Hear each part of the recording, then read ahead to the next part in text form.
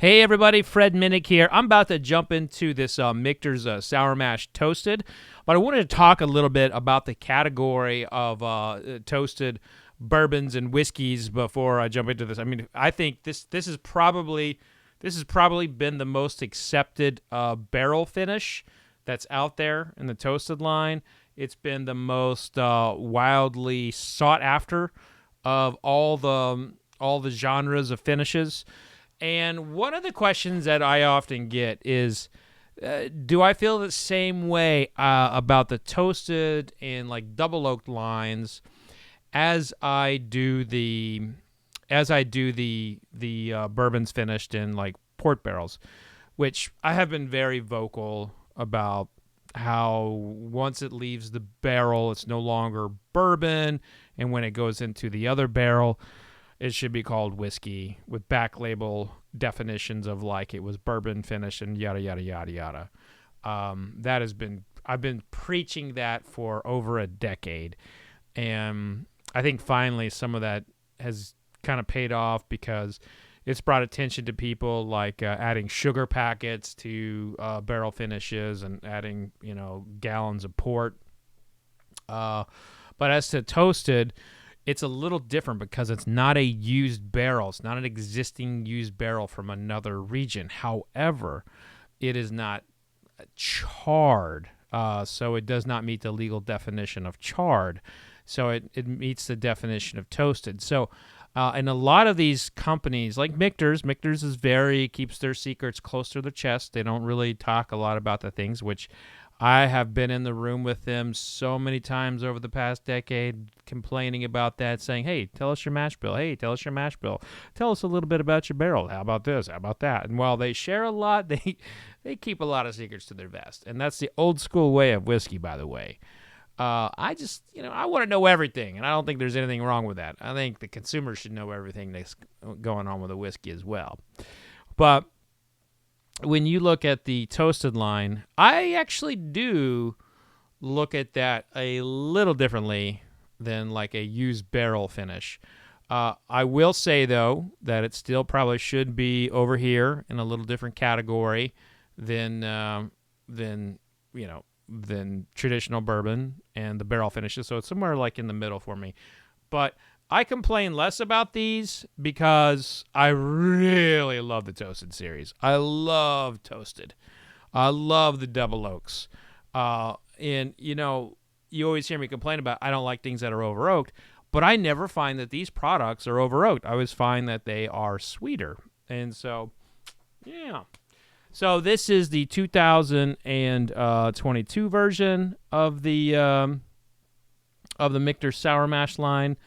Now, sour mash is neither a bourbon nor a rye. They don't have enough grain to be a rye, enough rye to be rye, and they don't have enough corn to be bourbon. And so they called it sour mash.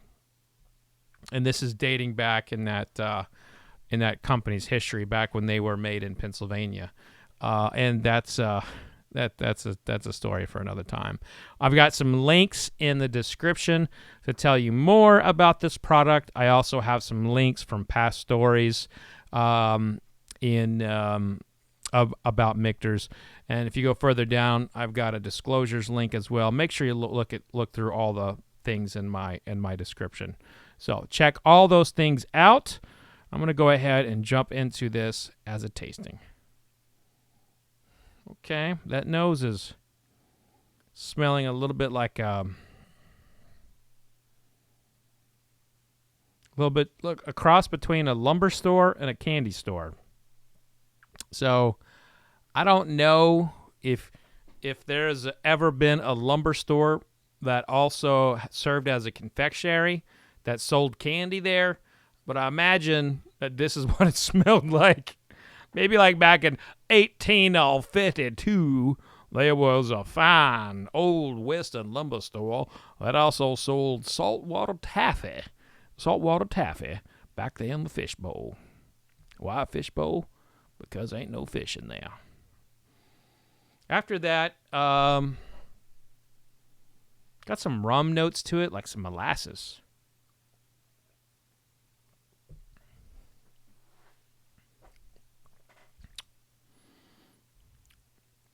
Mm.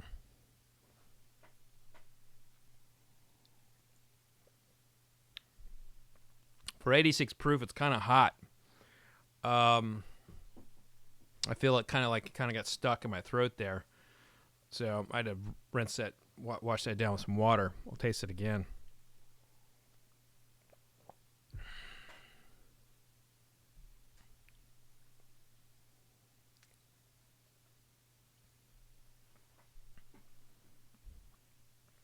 So it reminds me of has on the tongue, it's like oatmeal and some like brown sugar, but keeps getting stuck in my throat, like this astringency kind of like oak, and that might be, I think it's why like I hate oak so much. That flavor of oak, it will just kind of get stuck there, like it's got some astringency to it that's just not jiving with me.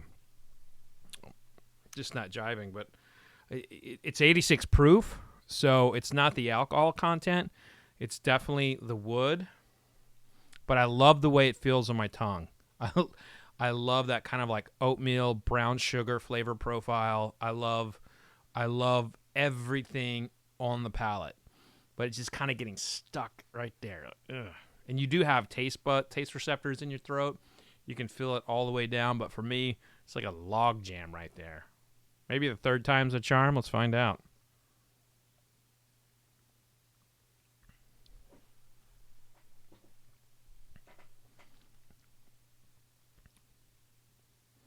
Well, it doesn't matter what I think about this. They're not gonna have any problem selling it. And this is the more popular of the Toasted series, but I think it's probably my least favorite of the Michter's line of Toasted. I'm in love with the Toasted bourbon. Like I would, like if I have a buddy who has the original 2014 Toasted bourbon, I would trade Pappy. I would trade them whatever. Like within reason, Ollie.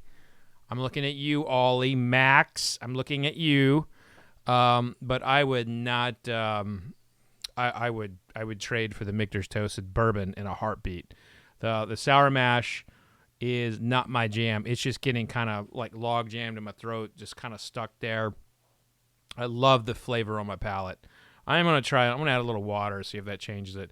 It is at 86 proof, so I just added significant water to it.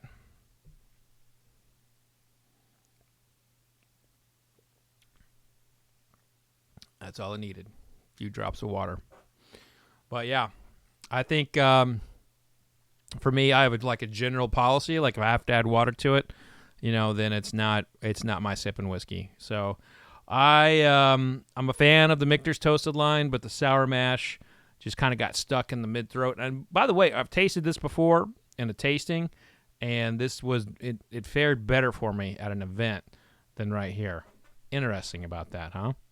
But anyway, that's going to do it for this tasting. If you would like to see other tastings or learn more about what I'm up to, click that subscribe button, hit the like button. I've been covering American whiskey for a long time. 16 years since 2000, or 17 years? 16 years. Almost 17 years. 17 years, starting in January. But 16 years for right now. I started in 2006. But I've written 7 books, and if you'd like to learn more about bourbon, make sure you check out all my stuff. Go to fredminnick.com, click the contact button. Let me know you watch this show. I'll send you a sticker. Until next week, guys. Oh, wait, that's Bourbon Pursuit. That's my podcast that I do called Above the Char. So just thanks for tuning in. Vodka sucks. Man, what a long day. Vodka does suck.